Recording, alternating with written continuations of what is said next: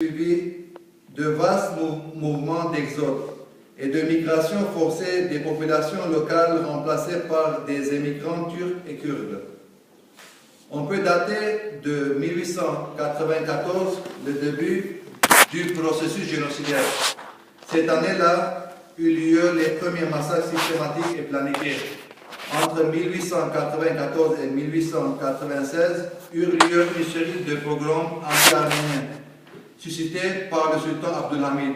200 000 Arméniens furent massacrés, 100 000 convertis de force, convertis à l'islam, et 100 000 émigrèrent.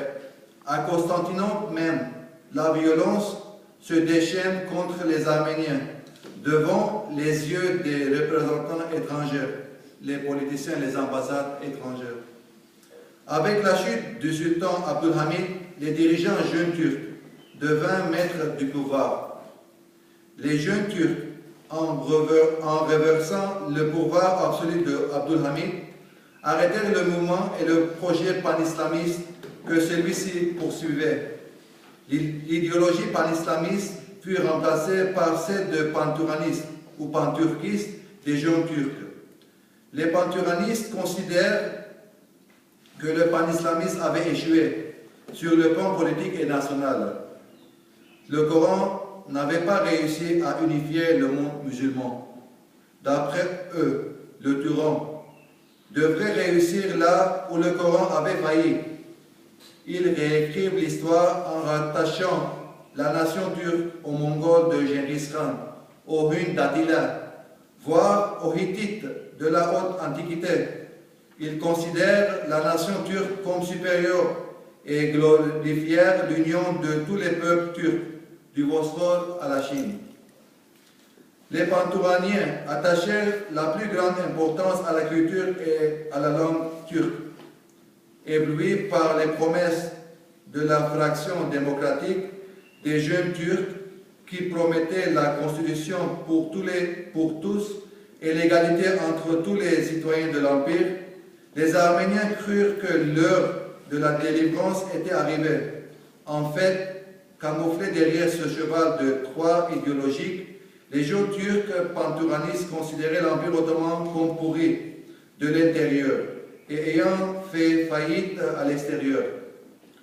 En avril 1909, toujours dans le cadre génocidaire, le théâtre du massacre planifié fut la Cilicie, où à Adana, la plus grande ville à l'époque, au bord de la Méditerranée, environ 30 000 Arméniens furent tués. Et cette tuerie se produit sur l'évidence responsabilité des jeunes Turcs.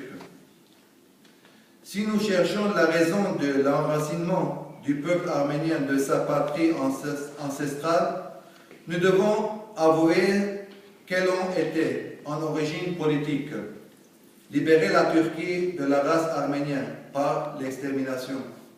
Les Arméniens constituaient dans l'Empire ottoman d'une part le groupement le plus important en valeur numérique, ethnique, sociale, et d'autre part l'obstacle entre l'union des peuples panturaniens, touraniens. L'idéologie panturquiste a réellement envisagé l'Arménien sous la figure du porc, mais surtout du germe pathogène, du microbe ou du virus ayant infecté la société turque. Un médecin turc, Mehmet Rachid, membre loyal du parti qui a été nommé gouverneur de Diyarbakır en 1915, responsable des déportations et exterminations des centaines de milliers d'Arméniens, a comparé les Arméniens aux microbes dangereux, en se demandant s'il n'est pas le devoir d'un docteur de détruire ces microbes. D'autres médecins comme Dr Bayadi Shekil et Dr Mehmet Nazim, dirigeants de CUP, ça veut dire Congrès, Union et Progrès, ont renchéri en spécifiant le genre de l'agent pathogène arménien sous la forme des microbes tuberculeux infectant l'État. Donc l'État étant des poumons, les Arméniens sont ce virus tuberculeux. La guerre mondiale qui allait éclater en 1914 allait donc fournir le cadre idéal pour l'accomplissement de ce génocide longtemps médité et prémédité. La planification du génocide arménien fut réalisée par un corps spécial, un corps en turc, ça veut dire Teşkilat Mahsusi, l'organisation secrète. C'est comme préfigurant des SS, des nazis. Par ailleurs, Adolf Hitler, en 1939, à la veille de l'attaque contre la Pologne, s'est exprimé. Qui après tout parle aujourd'hui de l'extermination des Arméniens?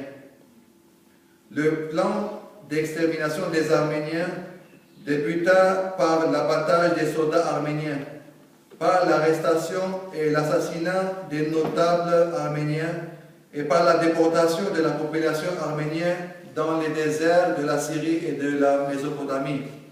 Déportation qui était en réalité un synonyme du génocide. Dans son célèbre télégramme du 15 septembre 1915, Talat renchérissait et exigeait de tous les fonctionnaires de l'Empire de souscrire pleinement au plan du génocide, loin de tout scrupule ou état d'âme.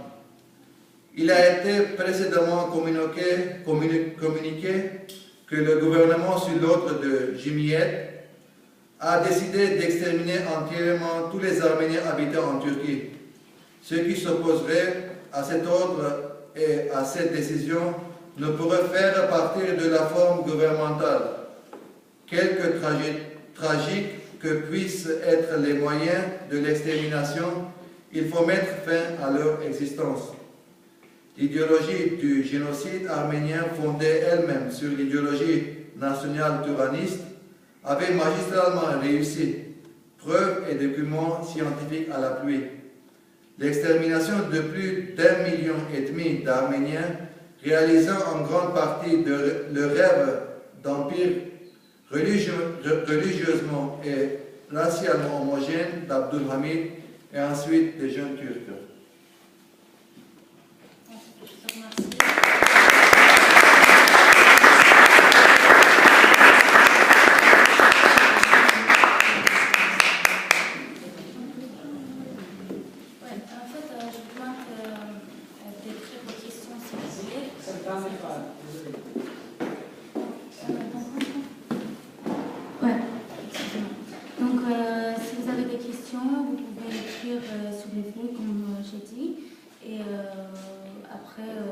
Transmettre à Tigran.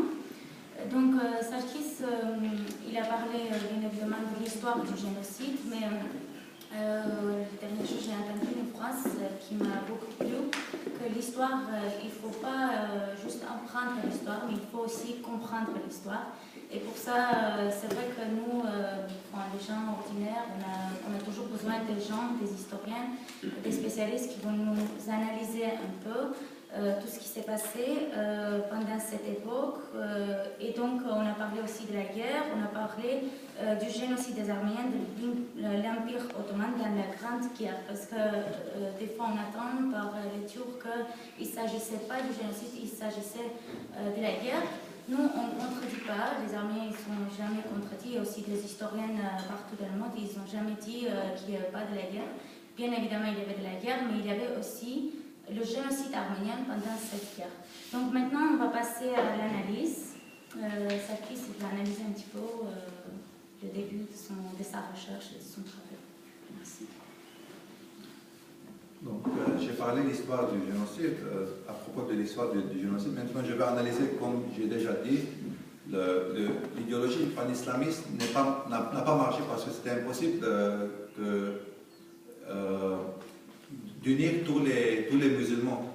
Parce que les Arabes n'étaient pas des Turcs, donc c'était impossible de unir tous les musulmans. Et comme j'ai dit, l'obstacle pour réaliser ce plan de pantouraniste, c'était l'Arménie. Les Arméniens qui se trouvaient entre la Turquie actuelle et tous les autres peuples turcs, comme vous avez vu sur la carte. Et maintenant, je vais analyser pourquoi s'est passé le génocide et quel était le but de cette planification génocidaire. Dans le cadre de la présentation de cette modeste conférence, qui est plutôt une réflexion sur l'histoire du génocide des Arméniens dans l'Empire ottoman, on a voulu présenter l'idéologie du génocide arménien afin de montrer les fondements théoriques de ce génocide impuni. L'intérêt de cette rencontre réside dans le déchiffrage de l'influence psychopolitique de ce génocide archétypique de tous les crimes du XXe siècle, comme le Shoah des Juifs, le nettoyage ethnique des Albanais du Kosovo ou le génocide des Rwandais. On a dépisté le pourquoi et le comment de ce génocide, de l'extermination systématiquement planifiée et exécutée d'une population entière, tout simplement parce qu'elle était différente. La réponse à tous ces questionnements a été trouvée dans l'héritage culturel et les fondements idéologiques de l'Empire ottoman. En l'occurrence, le panislamisme qui s'appuyait sur le statut du califat et le panturanisme dont les dirigeants jeunes turcs se croyaient les exécuteurs assermentés. Le génocide des Arméniens apparaît ainsi comme une méthode pour restructurer le système sociopolitique d'un empire chancelant par une purification ethnique organisée par l'État turc. Il se présente dans les têtes des dirigeants ottomans comme la seule solution adéquate et finale à la question arménienne, et dont l'internalisation remonte à la défaite de la Turquie et le traité de San Stefano, signé en mars 1878, qui accordait l'indépendance à la Serbie, au Monténégro, à la Roumanie et l'autonomie à la Bulgarie, prévoyant dans son article 16 des réformes assurant la protection et la survie des Arméniens de l'Empire. Cependant, prétextant l'avancée inacceptable des Russes vers les eaux chaudes de la Méditerranée et la route des Indes, l'Angleterre d'Israëli c'était le premier ministre de l'Angleterre à l'époque de la guerre entre la Turquie, l'Ottoman et la Russie, disons, 1877. Voilà. L'Angleterre d'Israëli et l'Allemagne de Bismarck, aussi le chancelier de l'Allemagne, Bismarck, sabotaient ce traité et le remplaçaient au nom de la realpolitik par le traité de Berlin. En contrepartie de leurs bons et loyaux services, l'Angleterre recevait, comme on a déjà dit, comme compensation de l'Empire ottoman, la cession de l'île de Chypre, alors que l'Allemagne prenait le contrôle du réseau ferroviaire de l'Empire, dans tout l'Empire ottoman, disons de Constantinople jusqu'à Bagdad. La realpolitik, la politique machiavélienne et les intérêts stratégiques des grandes puissances comptaient plus que la survie des minorités chrétiennes de l'Empire et contribuait ainsi à la mise en marche de l'idéologie et de la machine génocidaire sous ces deux figures historiques du panislamisme et du panturanisme. Ainsi, grâce à cette réelle politique, les persécutions et les massacres contre les Arméniens en vue de les transformer dès le début en une minorité dans le foyer même de leur nation, reprirent de plus belle après 1878, impôts illégaux, pillages, meurtres, assassinats, viols et enlèvements. Tel était le lot quotidien de l'existence des vilayets arméniens. Tels étaient les actes essentiels du régime de terreur établi par les dirigeants de l'Empire. Les élites arméniennes, conscientes de cette situation insoutenable dans laquelle vivaient leurs compatriotes et n'en pouvant plus d'accepter la tricherie des réformes, la duplicité des États, la complicité des gouvernants et l'arbitraire des sultans, délaissaient leur langage réformiste et osaient parler franchement de révolution, de résistance ou de lutte armée en vue de l'application des réformes promises par les différents traités. Pour résoudre le problème arménien, le sultan Abdulhamid s'armer bientôt